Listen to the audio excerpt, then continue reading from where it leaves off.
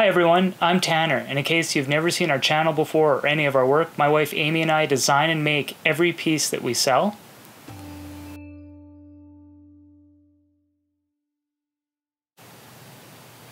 For today's video, what I'm going to do is show you one of the steps that I get asked about perhaps the most when it comes to our metalwork, and that's how do we get the color into the recessed areas on each of our metal components.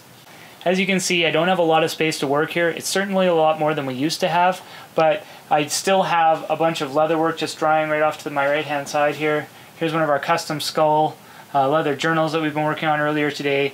There's a few other pieces here as well, but I have more than enough space to do what I need to do tonight for the coloring.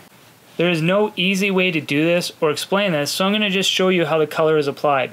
Also, if you've never seen any of our work before, Amy and I make all of the metal components ourselves. We use brass, pure copper, bronze, and sterling silver.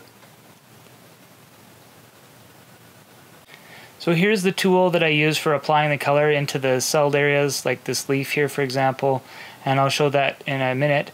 I basically kind of ground the tip down a bit so it's blunt, and then I can get into fairly tight spaces with it all the same. Alright, so I'm going to put on my headgear here. I've got a magnifying visor, and I've got some nitrile gloves here as well, just to be extra cautious.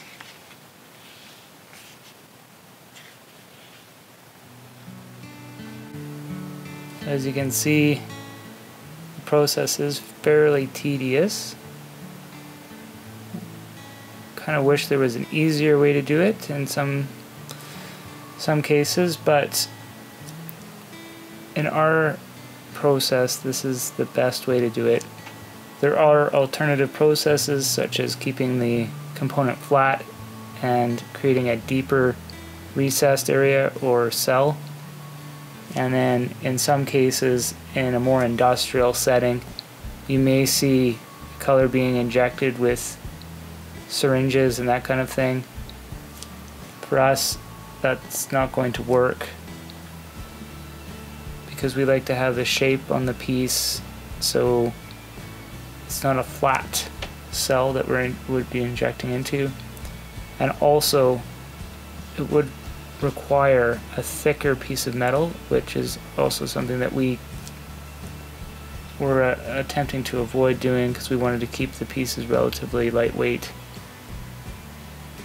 So for the time being, and for the past 10 years,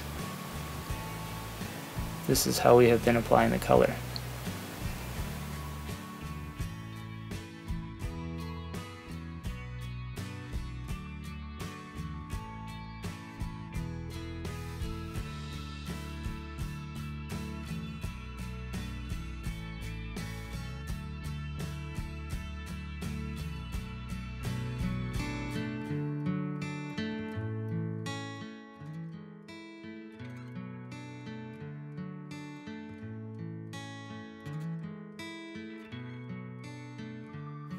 For this one, I already started this a few days ago for the coloring, so I put the black on probably about 3 days ago now, and now I'm going to add green onto this side of the dragon, just kind of give it some contrast and a pop of color.